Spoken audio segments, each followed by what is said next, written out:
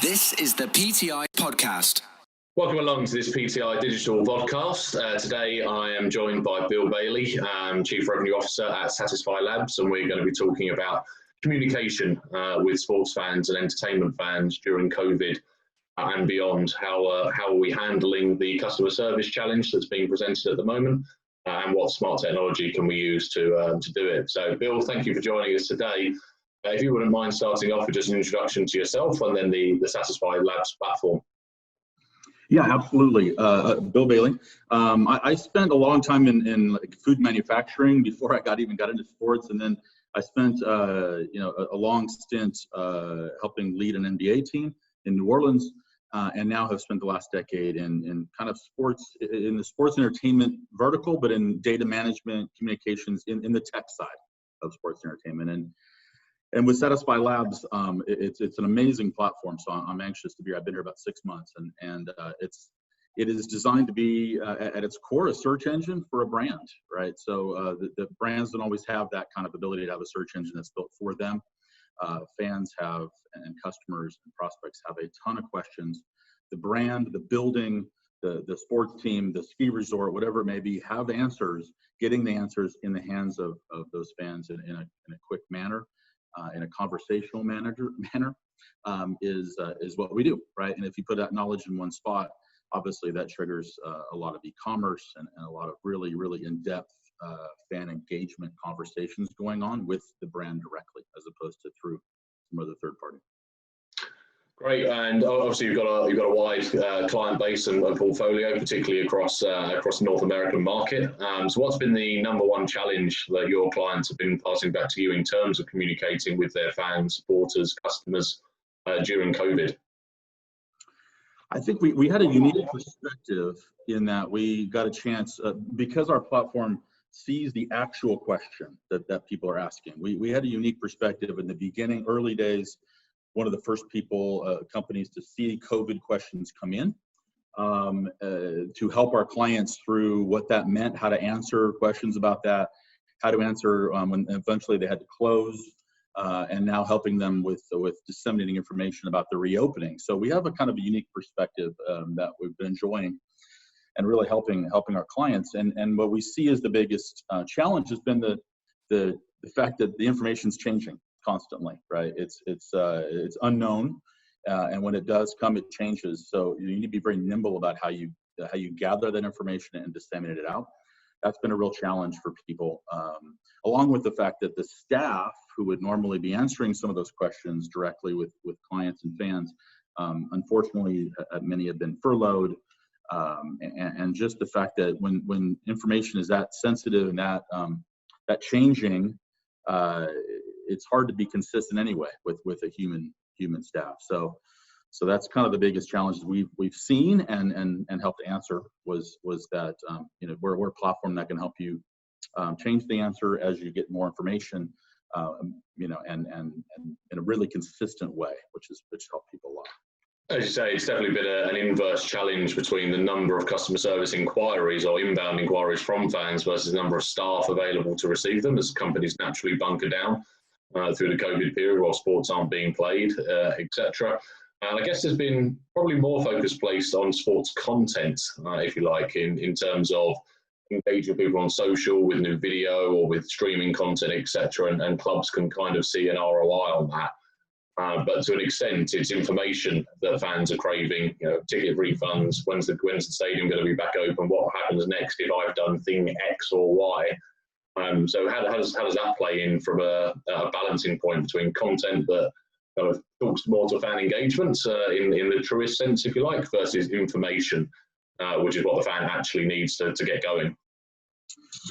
Right, exactly.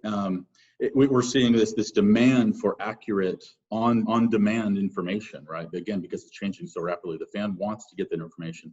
Let's not forget, they still want that information from their brand, right? They don't want it from, in the U.S., we call them governors. They don't want it from the governor's office or from the league or anything. I'm a fan of that team, that building. I want to hear what you have to say. So they want accurate information. They don't want hearsay. They want it on demand. They don't want you to say, I don't know yet. I mean, tell me what you do know, right? So we're seeing that driving need from fans. And yeah, and the blurry line between that and content is they have more and more questions about things like statistics and scores. And as we start to reopen, it kind of segues right into that next phase of this, where there's questions that also are content, that are very similar.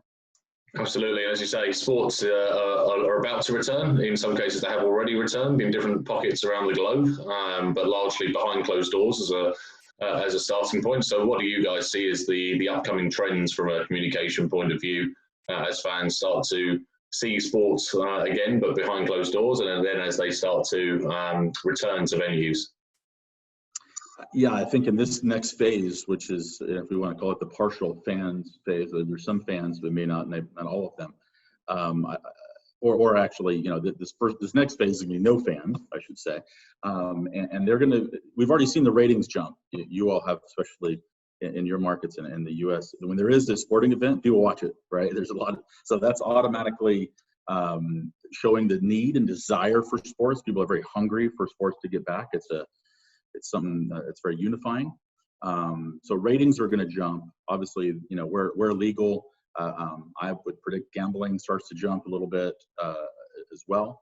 And then again, they want that fan engagement. So if I am going to watch it, and I wish I was in the stadium, and I can't be, but I'm going to be on TV, then I know what's in my hand, and it's not the remote, because I'm not changing channels. It's my phone, my mobile device. I want to use it as a second screen. So we're seeing that kind of opportunity to really engage fans in an even deeper way with that second screen, by answering their questions, by getting them content and engaging them. I mean, prior to COVID, over 60% of fans from a UK sports survey suggested that they use a second screen during a match as it was. That's only going to accelerate and grow as a perspective as it starts to move forwards. And certainly, as you say, there's a lot of different revenue drivers that start to get levered as you return. The betting market, obviously particularly important from sort of a footballing perspective in the UK market. I started to see things. I think one of my stranger stories or stranger anecdotes coming out of COVID was when marbles in Asia were the #1 trending betting market on the planet from a sports perspective. As people just turned to anything they could find that would make them competitive. As a piece, as you say, we're now in that phase of potentially reduced openings from a US perspective. There's been some states that have suggested that. Obviously, New Zealand's at the time of recording going a week away from having fans back in venues and declared themselves coronavirus free. So compared to your match days, I guess, pre-COVID into a post-COVID, I'm just returning, how do you see that playing out from a customer interaction point of view? Well, as we've all talked about, it's really accelerating things that were already coming, right? We were already going contactless. There was more and more done on a mobile device.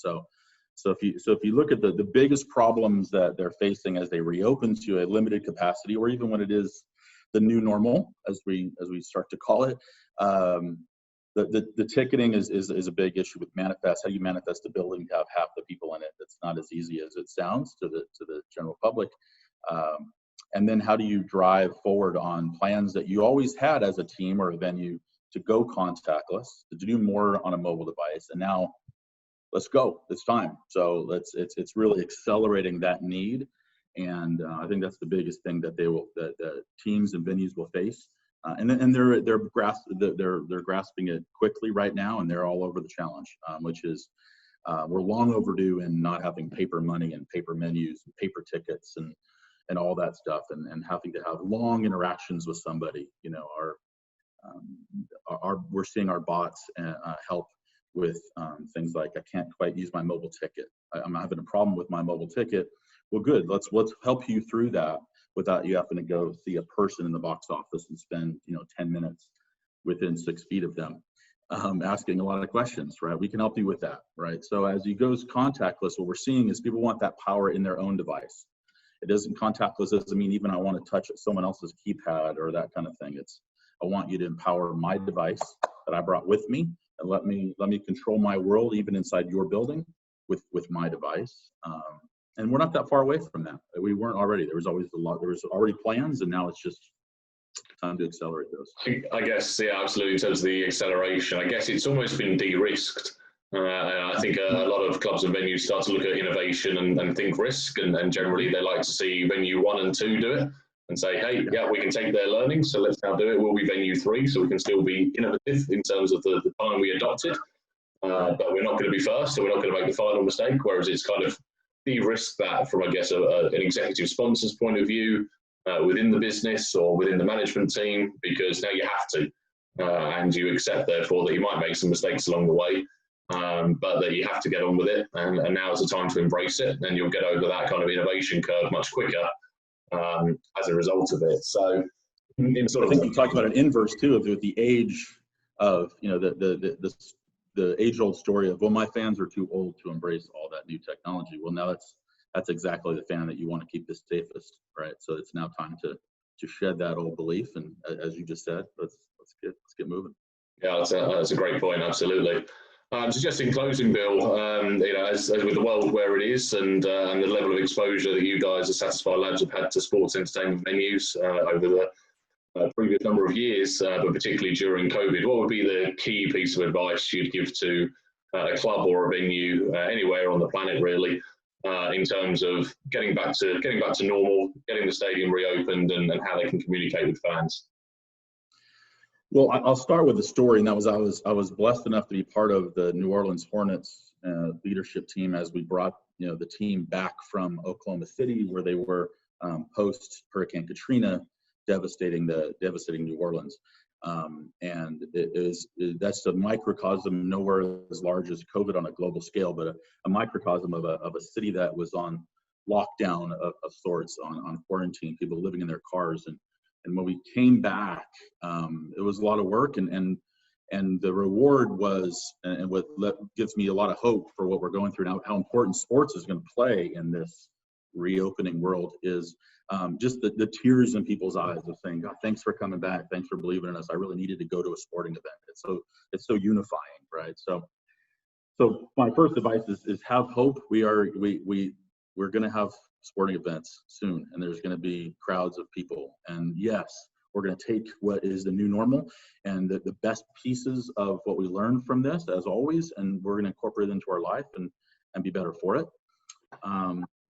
The true pieces that I'm hearing that I'm trying to get across to everybody is in this time, be nimble, be contactless, be open to new channels of communication with your fans.